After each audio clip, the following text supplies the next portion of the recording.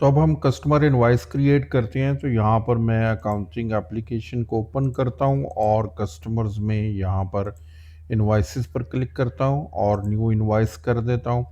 यहाँ पर मेरे पास कस्टमर्स तो आ रहे हैं। यहाँ पर हम प्रोडक्ट देख लेते हैं। तो पहले मेरे पास यहाँ पर प्रोडक्ट ओपन नहीं है। डायरेक्ट जीएल अकाउंट के साथ भी हम कस्टमर इनवॉइस क्रिएट कर सकते हैं, लेकिन मैं यहाँ पर एक प्रोडक्ट ओपन कर लेता हूँ। तो यहाँ पर मैं प्रोडक्ट पर क्लिक करता हूँ और न्यू प्रोडक्ट ओपन कर लेता हूँ। यहाँ पर हम मार्केटिंग सर्विसेज के नाम से एक जो सर्विस रिलेटेड प्रोडक्ट है उसको मैं ओपन कर लेता हूँ। सेल मेरे पास आ रहा है, सेल्स ओपन कर लिया। अकाउंटिंग यहाँ पर मेरे पास जो कैटेगरी वो सिलेक्टेड है सर्विसेज, तो मैं इसको सेव कर देता हूँ। सेव करने के बाद अगर कैटेगरी को हम ओपन करते हैं तो यहाँ पर जीएल अकाउंट ऑलरेडी यहाँ पर मेंशन है, तो मुझे प्रोडक्ट में जीएल अकाउंट मेंशन करने की ज़रूरत नहीं है। तो यहाँ पर कस्टमर इनवॉइसेस में मैं सिंपली आ जाता हूँ। तो यहाँ पर मैं इसको ओपन करता हूँ और यहाँ पर मेरे पास एबीसी इंटरप्राइजेज आ रहा है, इसको मैं सिलेक्ट कर लेता हूँ। कस्टमर ये हमारे पास आ गया है। प्रोडक्ट यहाँ पर मैं सिलेक्ट करता हूँ, मार्केटिंग सर्विसेज को मैंने सिलेक्ट किया है। तो बाय डिफ़ॉल्ट 17% टैक्सेशन मेरे पास आ गया है। यहाँ पर प्राइसेस मैं 55,000 दे देता हूँ और यहाँ पर मैं अगर कोई देना चाह रहा हूँ, कोई लेबल देना चाह रहा हूँ या डिस्क्रिप्शन देना चाह रहा हूँ, तो यहाँ पर हम मेंशन कर सकते हैं email marketing services for the brand one, यहाँ पर मैंने मेंशन कर दी है। तो ये नीचे मेरे पास टैक्सेशन 17% 9350 ये कैलकुलेट कर रहा है। अगर यहाँ पर WHST जो उसकी भी डिडक्शन है, तो यहाँ पर मैं उसको भी सिलेक्ट कर लेता हूँ। अब यहाँ पर मैं फ़िल्टर लगाता हूँ, यहाँ पर जो सेल्स है उससे रिलेटेड, और अगर थोड़ा सा मैं नीचे करता हूँ तो ये मेरे पास विद होल्डिंग टैक्स यहाँ पर आ रहे हैं। तो यहाँ पर विद होल्डिंग टैक्स 1% में यहाँ पर इसको सिलेक्ट कर लेता हूँ। तो ये मेरे पास विद होल्डिंग टैक्स -550, ये 1% भी बाय डिफ़ॉल्ट उडू ने सिलेक्ट कर लिया। यहाँ पर मैं इसको सेव कर देता हूँ। सेव करने के बाद हम इसको कंफर्म कर देते हैं, लेकिन कंफर्म करने से पहले यहाँ पर इनवॉइस डेट मेंशन करना ज़रूरी है। यहाँ पर इनवॉइस डेट टुडे आ रहा है, मैं अगर इसको कंफर्म करूँगा तो टुडे पर आएगा। ड्यू डेट इसका आज ही डेट में इसका ड्यू डेट आ रहा है, लेकिन यहाँ पर अगर पेमेंट टर्म्स मैं सेलेक्ट कर लेता हूँ 15 डेज़, ये डिफरेंट पेमेंट टर्म्स उडू ने बाय डिफ़ॉल्ट यहाँ पर हमारे लिए डिफ़ाइन किए हैं डेटाबेस में। तो यहाँ पर मैं 15 डेज़ को सिलेक्ट कर लेता हूँ और उसके बाद इसको मैं सेव करता हूँ। सेव करने के बाद अब यहाँ पर कंफर्म पर मैं क्लिक कर देता हूँ। अब ये टुडे इनवॉइस डेट, आज की डेट में ये इनवॉइस कंफर्म हो चुकी है और इसका जो टोटल रिसीवेबल अमाउंट है वो 63,800 इसका टोटल रिसीवेबल अमाउंट है। अब एक और इनवॉइस मैं क्रिएट कर लेता हूँ इसी तरीके से। क्विकली न्यू पर मैं क्लिक करता हूँ। तो यहाँ पर मैं टेक वर्ड कस्टमर है मेरे पास, ये कस्टमर मैंने सेलेक्ट कर लिया है और यहाँ पर इसी तरीके से इसको भी मार्केटिंग सर्विसेज हम सेल कर रहे हैं, मार्केटिंग सर्विसेज। और यहाँ पर जो इसकी प्राइस है 42,000, ये मेरे पास प्राइस आ गई है। और इसी तरह डिटेल डिस्क्रिप्शन वन लाइन यहाँ पर मैं मेंशन कर सकते हैं, मार्केटिंग स्कोप यहाँ पर और services that we are offering we can mention over here. तो ये मेरे पास यहाँ पर कस्टमर इनवॉइस क्रिएट कर दी है। अब इसमें 17% आ रहा है। इसी तरह टैक्सेस जो भी एप्लीकेबल टैक्सेशन है वो यहाँ पर हम सिलेक्ट कर लेंगे। तो यहाँ पर मैं जो विद होल्डिंग टैक्स है उसको भी सिलेक्ट कर लेता हूँ। यहाँ पर मैं सर्विसेज सेल्स, और सेल्स में ही मेरे पास आ रहा है। और यहाँ पर चूँकि ये मार्केटिंग सर्विसेज है तो 4% शायद पाकिस्तान में विद होल्डिंग टैक्स एप्लीकेबल है, तो मैं इसको सिलेक्ट कर लेता हूँ। 4% मैंने इसको सिलेक्ट कर लिया। अब ये टोटल अमाउंट में माइनस होने के बाद हमारे पास ये 47,460 टोटल अमाउंट है और जो ड्यू अमाउंट है 49140 मेरे पास ड्यू अमाउंट आ रहा है। अब यहाँ पर जो इनवॉइस डेट है वो आज का ही हम रहने देते हैं। Due date again payment terms में यहाँ पर 15 डेज सेलेक्ट कर लेता हूँ और उसके बाद इसको सेव कर देता हूँ। सेव करने के बाद ये कंफर्म मैंने प्रेस किया है और उसके बाद ये सेकंड इनवॉइस भी उडू ने पोस्ट कर दी है और यहाँ पर एक सीक्वेंस नंबर के साथ जो दो टेट्रा 02 के साथ इनवॉइस नंबर उसने पोस्ट कर दिया और उससे पहले ये ईयर का प्रीफिक्स है और INV एक प्रीफिक्स यूज़ कर रहा है। कस्टमर इनवॉइसेस जो हमने जर्नल ओपन किया था उसके लिए INV इसको कस्टमर इनवॉइसेस के लिए उडू यूज़ कर रहा है बाय डिफ़ॉल्ट। तो अब पेमेंट करता हूँ मैं। इनवॉइसेस की पेमेंट रिसीव कर लेता हूँ। तो यहाँ पर इनवॉइसेस में अगर मैं आ जाता हूँ तो यहाँ पर मेरे पास दो कस्टमर इनवॉइसेस हैं। दो कस्टमर इनवॉइसेस मैंने क्रिएट की थी। तो मेरे पास यहाँ पर ऑप्शन है लिस्ट व्यू में, मैं यहाँ पर क्लिक करके पे और पेमेंट रिसीव कर सकता हूँ। लिस्ट व्यू में अगर मल्टीपल पेमेंट्स को मल्टीपल इनवॉइसेस के अगेंस्ट पेमेंट मैं रिसीव करना चाह रहा हूँ तो ये बेस्ट ऑप्शन है। और इसको डॉक्यूमेंट को ओपन करने के बाद, इनवॉइस ओपन करने के बाद भी मेरे पास यहाँ पर ऑप्शन है पे का। तो मैं यहाँ पर पे पर क्लिक करता हूँ। जर्नल हमने मीज़ान बैंक ओपन किया था तो ये मेरे पास मीज़ान बैंक का आ रहा है। पेमेंट मेथड मेरे पास यहाँ पर मैनुअल पेमेंट आ रहा है और यहाँ पर मेरे पास ये अमाउंट है। इस डेट के ऊपर हम रिसीव कर रहे हैं तो मैं इसको फुल पेमेंट के साथ क्रिएट पेमेंट कर देता हूं। तो 63,800 के साथ ये इन पेमेंट मेरे पास आ चुका है। तो ये मैं पे पर क्लिक करता हूं और यहाँ पर हम बैंक सेलेक्ट कर लेते हैं, मीज़ान बैंक है। तो ये मेरे पास बैंक का अकाउंट भी आ गया है फुली अमाउंट के साथ। 63,800 के साथ हम इस पेमेंट को रिसीव कर लेते हैं। मैं ये इसको क्रिएट पेमेंट के साथ मैंने इसको रिसीव कर लिया है।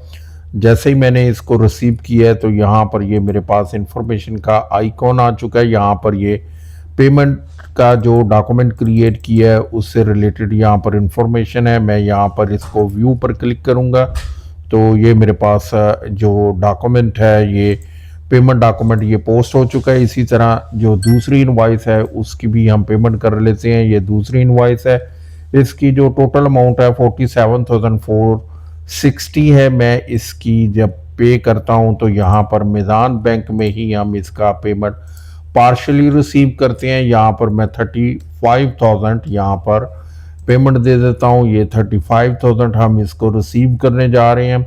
अब इसको मैं कीप ओपन 12,460 का बैलेंस में ओपन रखूँगा। तो यहाँ पर मैं कीप ओपन कर देता हूँ और उसके बाद ये क्रिएट पेमेंट कर देता हूँ। अब यहाँ पर मेरे पास पार्शल का स्टेटस आ चुका है और ये इंफॉर्मेशन का आइकॉन है। यहाँ पर मैं क्लिक करता हूँ तो ये मेरे पास पेमेंट है। मैं व्यू पर क्लिक करता हूँ तो ये मेरे पास डॉक्यूमेंट ओपन हो चुका है 35,000 का। तो ये हमने पार्शली इसकी पेमेंट कर ली है। अब यहाँ पर हमारे पास जो पार्शल पेमेंट मैंने रिसीव की थी, यहाँ पर ये टेकवर्ड प्राइवेट लिमिटेड, वहाँ पर 12,460 इसका अमाउंट ड्यू रहता है और यहाँ पर क्रेडिट नोट हम एक क्रिएट कर देते हैं। तो यहाँ पर ये मेरे पास जो हमने पार्शली रिसीव किया था इसको फुली क्लोज करने के लिए हम यहाँ पर कंसिडर करते हैं ये जो अमाउंट है ये एडजस्ट हो रही है। तो 12,460 ये अमाउंट है। यहाँ पर मैं क्रेडिट नोट मेरे पास ऑप्शन आ रहा है, इस पर मैं क्लिक करता हूँ और यहाँ पर मैं मेंशन कर देता हूँ प्राइस एडजस्टमेंट और रिवर्सल डेट आ रही है। यहाँ पर मैं रिवर्स पर क्लिक करता हूँ तो ये मेरे पास क्रेडिट नोट ओपन हो चुका है। यहाँ पर फुल अमाउंट के साथ आ गया है। तो मैं यहाँ पर यही अमाउंट यहाँ पर मेंशन कर देता हूँ जो कि फुली क्रेडिट नोट इशू करने नहीं जा रहे। तो यहाँ पर मैं टैक्सेस को रिमूव कर देता हूँ और 12,460 मेरे पास एडजस्टमेंट है। अगर टैक्सेस को भी रिवर्स करना है तो अकॉर्डिंगली हम टैक्सेस को ऐड कर लेंगे और प्राइस जो भी एक्यूरेट प्राइसिंग हमने लेनी है वह यहाँ पर मेंशन कर देंगे। अब इसको मैं सेव कर देता हूँ। सेव करने के बाद मैं इसको कंफर्म कर देता हूँ, ये मेरे पास पेड आ गया है। और ये अगर मैं इसको ओपन करता हूँ तो ये मेरे पास जो इनवॉइस में जो बाकी अमाउंट थी उसके साथ ये एडजस्ट हो गया है और 12,460 मेरे पास आ गया है। इनवॉइस को अगर हम देखते हैं यहाँ पर, ये कस्टमर इनवाइसेस के अंदर मैं आ जाता हूँ, ये कस्टमर इनवाइसेस 47,460। अगर मैं इसको ओपन करता हूँ तो यहाँ पर मेरे पास दो अमाउंट्स आ रही हैं, एक पेमेंट अमाउंट आ रही है और दूसरी जो है वो यहाँ पर मेरे पास RINV reverse invoice means credit memo के साथ आ रहा है। ये क्रेडिट मेमो में ये हमने जो डाला था 12,460 के लिए ये हमने डाला था। तो इस तरीके से हम जो क्रेडिट नोट है वो इशू कर सकते हैं अगर किसी किस्म की इनवाइस पर एडजस्टमेंट है after issuance of the invoice. Customer के फॉलोअप्स को देखते हैं तो मैं यहाँ पर इनवाइसेस में आता हूँ और ये ABC इंटरप्राइजेज 55,000 के साथ एक इनवाइस था। मैं यहाँ पर एक और इनवाइस क्रिएट करता हूँ, तो मैं इसी को डुप्लिकेट कर लेता हूँ। डुप्लिकेट करने के बाद यहाँ पर जो प्राइस है 15,000 में कर देता हूँ। ये मेरे पास 15,000 आ गई है और इसका जो इनवॉइस डेट है वो लास्ट मंथ का मैं कर देता हूँ, 3rd ऑफ द मार्च मैंने कर दी है। यहाँ पर मैं इसको सेव कर देता हूँ। सेव करने के बाद मैंने इसको कंफर्म कर दिया। अब इस इनवॉइस का ये 3 नंबर जो इनवॉइस है 17,400 आफ्टर टैक्सेशन इसका टोटल अमाउंट है। तो ये जो ओवर ड्यू हो चुकी है 35 डेज पर ये ओवर ड्यू है। अब यहाँ पर जो मैं इसको ABC इंटरप्राइजेस को ओपन करता हूँ, ये इनवॉइस से मैं डायरेक्ट कस्टमर को ओपन कर लेता हूँ। अकाउंटिंग में अगर मैं आ जाता हूँ तो यहाँ पर मेरे पास फॉलोअप इनवॉइस फॉलोअप मेरे पास आ रहा है 15 डेज़ का, 30 डेज़ का आ रहा है यहाँ पर। तो ये मेरे पास in need of the action मेरे पास आ रहा है। ये क्या है? रिमाइंडर है। यहाँ पर ओवरड्यू इनवॉइसेस का फॉलोअप स्टेटस है। अगर मैं यहाँ पर ओवरड्यू इनवॉइसेस पर क्लिक करता हूँ तो ये मुझे ओवरड्यू इनवॉइसेस भी ओपन करके दे देगा। मैं वापस आता हूँ यहाँ पर और ये मैं सेंड कर देता हूँ। ये मेरे पास सेंड है। तो ये सेंड के अंदर ये फर्स्ट फॉलोअप है। यहाँ पर हम इसको सेंड कर सकते हैं, ईमेल कर सकते हैं या फिर इसका प्रिंट भी ले सकते हैं। तो ये नेक्स्ट 8 डेज यहाँ पर we kindly ask that you settle the amount within the next 8 days. और ये मैं इसको सेंड कर देता हूँ। ये जैसे ही मैंने इसके ऊपर सेंड पर क्लिक किया है तो ये ईमेल उसको सेंड हो चुका है और यहाँ पर भी मेरे पास आ रहा है कि पेंडिंग इनवाइसेस, ये ईमेल सेंड की है, डेट और यहाँ पर आ चुका है और इसका स्टेटस ये 15 डेज से 13 डेज के अंदर चला गया है क्योंकि ये 30 डेज से भी ऊपर ड्यू हो रही है। मैंने लास्ट मंथ में जाकर इसकी पोस्टिंग की थी तो ये जो सेकंड मेरा फॉलोअप लेवल है उससे भी ऊपर जा चुका है, 30 डेज में आ चुका है। अब यहाँ पर अगर मैं सेंड करूँगा तो ये अब 30 डेज़ के लिए मेरे पास डिफरेंट मैसेज है जो कि यहाँ पर फॉलोअप लेवल्स के लिए कॉन्फ़िगर किया है। मैं अगर इसको कैंसिल करता हूँ तो कॉन्फ़िगरेशंस के में यहाँ पर मेरे पास ये फॉलोअप लेवल्स कॉन्फ़िगर हैं। यहाँ पर 15 दिन के लिए और 30 डेज़ के लिए। अगर मैं ओपन करता हूँ ये ड्यू डेज मेरे पास आ रहे हैं 15 और 30। मैं अगर 15 डेज़ को ओपन करता हूँ तो ईमेल सेंड करेंगे। ये पेमेंट रिमाइंडर का मेरे पास टेम्पलेट सिलेक्टेड है और उसके बाद यहाँ पर अगर 30 डेज़ के लिए करते हैं तो सेकंड रिमाइंडर फॉलोअप। तो इस तरीके से कस्टमर्स के साथ हम फॉलोअप को कॉन्फ़िगर करके इनवॉइसेस को ऑटोमेट कर सकते हैं। फॉलोअप को ऑटोमेट भी हम कर सकते हैं और मैनुअली भी कर सकते हैं।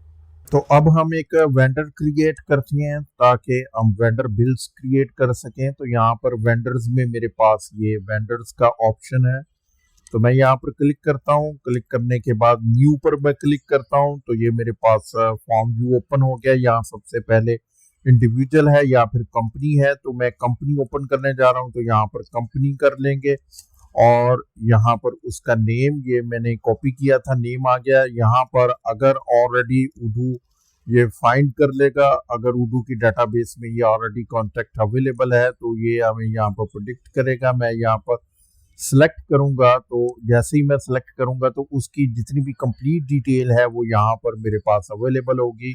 इवन के उसका एड्रेस आ गया, एनटीएन नंबर आ गया और उसके बाद यहाँ पर टैक्स भी आ गया। अदर इंफॉर्मेशन अगर मिसिंग है, फोन और ईमेल, ये हम मैनुअली मेंटेन कर सकते हैं। अगर उर्दू ने हमें यहाँ पर प्रोवाइड नहीं की तो यहाँ पर हम मिसिंग इंफॉर्मेशन को भी देख लेते हैं।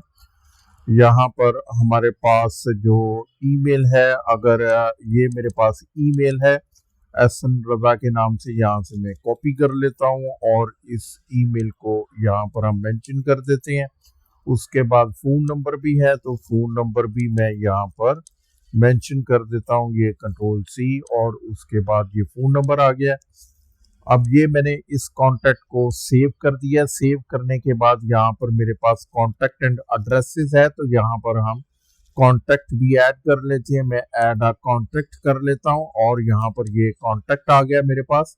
और नेम, यहाँ पर पर्सन का नेम क्या है, यहाँ पर पर्सन का नेम है एहसन रजा, तो मैं कंट्रोल सी करता हूँ और यहाँ पर जो पर्सन नेम है वो मेंशन कर दिया। जॉब पोजीशन इसकी देख लेते हैं कि इसकी जॉब पोजीशन मेरे पास अवेलेबल है। मेरे पास शायद जॉब पोजीशन अवेलेबल नहीं है, तो अगर यहाँ पर हम देना चाह रहे हैं तो हम दे सकते हैं। यहाँ पर जो सेल्स मैनेजर हम यहाँ पर दे देते हैं। और अगर इसका पर्सनल ईमेल एड्रेस हमने मेंटेन करना है तो जो कि ऑलरेडी कंपनी ऑफिशियल भी हमने यही मेंशन किया है, तो यही पर्सनल मैं यहाँ पर दे रहा हूँ। ये मेरे पास पर्सनल ईमेल आ गया है। और उसका अगर पर्सनल फ़ोन नंबर मेंटेन करना है तो वो भी हम यहाँ पर मेंशन कर सकते हैं। तो मैं इसको सेव एंड क्लोज कर देता हूँ। और यहाँ पर मेरे पास एक और चीज़ आ रही है जो कि वेंडर का रेफरेंस है। तो ये वेंडर के रेफरेंस को मैं यहाँ से कॉपी करता हूँ और उसके बाद यहाँ पर मेरे पास इंटरनल रेफरेंस की फील्ड अवेलेबल है, यहाँ पर हम ये मेंशन कर देंगे। अच्छा, एनटीएन नंबर हमने यहाँ पर ये मेंशन किया, एनटीएन है या फिर टैक्स आईडी है, ये यहाँ पर मेंशन कर दिया है एनटीएन नंबर। और दूसरा नंबर हमारे पास आता है STRN, sale tax registration number है। तो सेल टैक्स रजिस्ट्रेशन नंबर और एनटीएन नंबर है। इसके लिए एनटीएन नंबर के लिए हम ये सेल टैक्स रजिस्ट्रेशन के लिए हम ये दूसरी फील्ड यूज कर सकते हैं। तो मैं इसको सेव कर देता हूं। तो ये कॉन्ट्रैक्ट हमारे पास सेव हो चुका है, लेकिन ये परचेज है।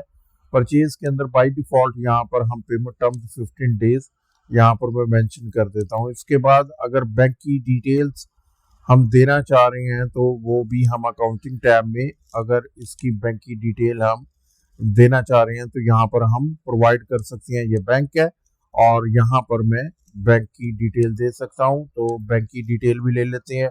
यहाँ पर ये आई बैन नंबर है तो मैं यहाँ पर मेंशन कर देता हूँ आई बैन नंबर।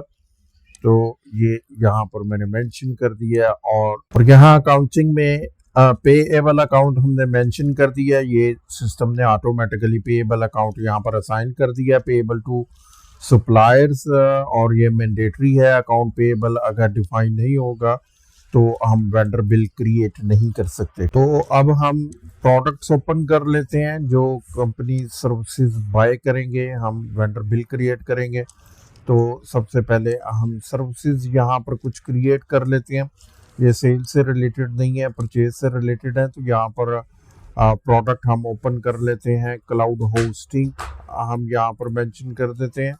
ये सर्विसेज हमारे लिए होगी। और अकाउंटिंग के अंदर मैं अगर जाता हूँ तो यहाँ पर इनकम अकाउंट और एक्सपेंस अकाउंट ये सेल नहीं कर रहे, तो एक्सपेंस अकाउंट इज मैंडेटरी। लेकिन यहाँ पर जनरल इंफॉर्मेशन में अगर मैं यहाँ पर कैटेगरी मेंशन कर देता हूँ ये सर्विसेज की और इसको मैं सेव कर देता हूँ, तो ये सर्विसेज में ऑलरेडी एक्सपेंस अकाउंट असाइन है, तो मुझे फिर प्रोडक्ट लेवल पर हमें यहाँ पर मेंशन करने की ज़रूरत नहीं है। तो ये क्लाउड होस्टिंग हमने डिफाइन कर लिया। एक सर्विस हम और यहाँ पर डिफाइन कर लेते हैं। तो मैं यहाँ पर न्यू पर क्लिक करता हूँ और जो सेकंड सर्विस है सेफ्टी इक्विपमेंट एंड मेंटेनेंस, ये मैं क्रिएट कर देता हूँ। सेल्स को हम ख़त्म कर देंगे। यहाँ पर मैं सर्विसेज पर क्लिक कर देता हूँ और उसके बाद ये बाय डिफ़ॉल्ट मेरे पास परचेज टैक्स आ रहा है। सेल टैक्स अगर हम रिमूव कर देते हैं क्योंकि ये सेल से रिलेटेड नहीं है, तो यहाँ पर मेरे पास परचेज टैक्स ये मैंने मेंशन कर दिया है। और उसके बाद अकाउंटिंग में अगेन हमें यहाँ पर मेंशन करने की ज़रूरत नहीं है, मैं यहाँ पर कैटेगरी असाइन कर देता हूँ। यहाँ पर सर्विसेज ये मैंने कैटेगरी असाइन कर दी और इसको मैंने सेव कर दिया। यहाँ पर अगर हम रेफरेंस देना चाह रहे हैं तो रेफरेंस फील्ड हम दे सकते हैं। तो मैं यहाँ पर जो अपनी आसानी के लिए SEM इसका रेफरेंस दे देता हूँ 7001 यहाँ पर मेंशन कर देते हैं ताकि सर्चिंग थोड़ी हमारी इजी हो जाए। और इसको सेव कर दिया है। तो ये मैंने प्रोडक्ट ओपन कर लिया सर्विसेज से रिलेटेड। हम गुड्स भी ओपन कर सकते हैं लेकिन मैंने ये सर्विसेज ओपन कर ली हैं। तो अब हम वेंडर बिल्स क्रिएट करते हैं। ये मेरे पास बिल है, यहाँ पर मैं क्लिक करता हूँ vendors and bill and then new पर मैं क्लिक करता हूँ। न्यू पर क्लिक करने के बाद यहाँ पर वेंडर बिल ऑटो जनरेट करेगा, तो यहाँ पर मुझे देने की ज़रूरत नहीं है। ये अब हम वेंडर सेलेक्ट करेंगे। तो यहाँ पर मैं वेंडर सेलेक्ट करता हूँ अल्फा इंडस्ट्रियल सप्लायर्स। और यहाँ पर अगर बिल का अगर कोई रेफरेंस है तो वो यहाँ पर हम मेंशन कर देते हैं। मैं यहाँ पर अल्फा दे देता हूँ, अल्फा एंड डैश 2025 और यहाँ पर 101 ये मैंने बिल का रेफरेंस दे दिया है। उसके बाद यहाँ पर बिल का डेट कौन सा होगा, तो मैं आज का ही डेट दे देता हूँ, बिल डेट दी है। उसके बाद हम यहाँ पर सर्विसेज ऐड कर लेते हैं। तो मैं यहाँ पर प्रोडक्ट भी ऐड कर सकता हूँ या फिर विदाउट प्रोडक्ट भी जा सकते हैं हम। तो मैं यहाँ पर प्रोडक्ट अगर यहाँ पर अपीयर नहीं है तो मैं ये जो ऑप्शनल एंड फील्ड हाइड के लिए यहाँ पर ऑप्शन है शो और हाइड के लिए, तो मैंने यहाँ से प्रोडक्ट आईडी को इंक्लूड कर लिया है। और यहाँ पर हम ये मेरे पास सेफ्टी इक्विपमेंट मेंटेनेंस है, ये मैंने सेलेक्ट कर लिया है। और यहाँ पर हम इसको 5 इसकी मैं क्वांटिटी दे देता हूँ और 12,000 इसकी जो प्राइस है वो मैं यहाँ पर मेंशन कर देता हूँ। तो 12,000 में मेंशन कर देता हूँ, ये 12,000। तो ये 17% GST अप्लाई हो गया है, तो 6,000 इसका टोटल अमाउंट आ गया। अब यहाँ पर मैं जो विद होल्डिंग टैक्स है वो भी यहाँ पर मेंशन कर देता हूँ। तो यहाँ पर अगर मैं देखूँ परचेजेस से related with holding tax services है और यहाँ पर मैं 4% यहाँ सेलेक्ट कर लेते हैं। तो परचेज टैक्स सर्विसेज यहाँ पर अगर 4% मेरे पास यहाँ पर अवेलेबल है तो मैं यहाँ पर चले 5% मैं यहाँ पर सिलेक्ट कर लेता हूँ। ये मैंने सेलेक्ट कर लिया है। अब यहाँ पर डिस्क्रिप्शन भी मैं दे देता हूँ। तो ये मैं यहाँ पर दे देता हूँ 5 मंथ बिलिंग, ये यहाँ पर मैंने मेंशन कर दिया है और उसके बाद मैंने इसको सेव कर दिया। अब जो टोटल अमाउंट वेंडर बिल का क्रिएट हो रहा है वो 7,000 यहाँ पर 7,000 ये 1200 मैंने मेंशन कर दिया है। ये 12,000 हम यहाँ पर करेंगे तो 73,200 जो टोटल अमाउंट है बिल का वो क्रिएट हो रहा है। अब मैं इसको सेव कर देता हूँ। सेव करने के बाद हम इसको कंफर्म कर देते हैं। जैसे मैंने कंफर्म किया है तो बिल नंबर ऑटोमेटिकली उर्दू ने जनरेट कर दिया है। अब इसी तरह एक दूसरा बिल मैं क्रिएट कर लेता हूँ। ये मैंने न्यू कर दिया है। न्यू करने के बाद यहाँ पर वेंडर हम जो पार्क टैक्स सॉल्यूशंस है ये मैं सेलेक्ट कर लेता हूँ। और इसी तरीके से अगर कोई बिल का रेफरेंस है तो पी टैक में एक रेफरेंस दे देता हूँ 225-2010, ये एक बिल नंबर मैंने यहाँ पर ऐड कर दिया है। और उसके बाद प्रोडक्ट के अंदर ये अगेन यहाँ पर मैं सेलेक्ट करता हूँ प्रोडक्ट और ये मेरे पास यहाँ पर आ चुका है क्लाउड होस्टिंग। तो cloud hosting services park tax solution से हम ले रहे हैं। यहाँ पर मैं 12 क्वांटिटी कर देता हूँ 12 माह के लिए और जो प्राइस है वो 10,000 हम कर देते हैं।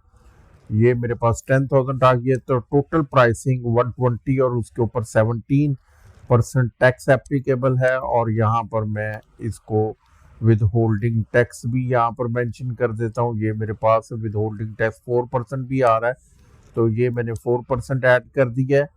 अब यहाँ पर मैं इसकी जो डिस्क्रिप्शन है वो भी मेंशन कर देता हूँ, होस्टिंग सर्विसेज फॉर 1 ईयर। ये हमारे पास बिल आ गया है, ये मैंने इसको सेव कर दिया है।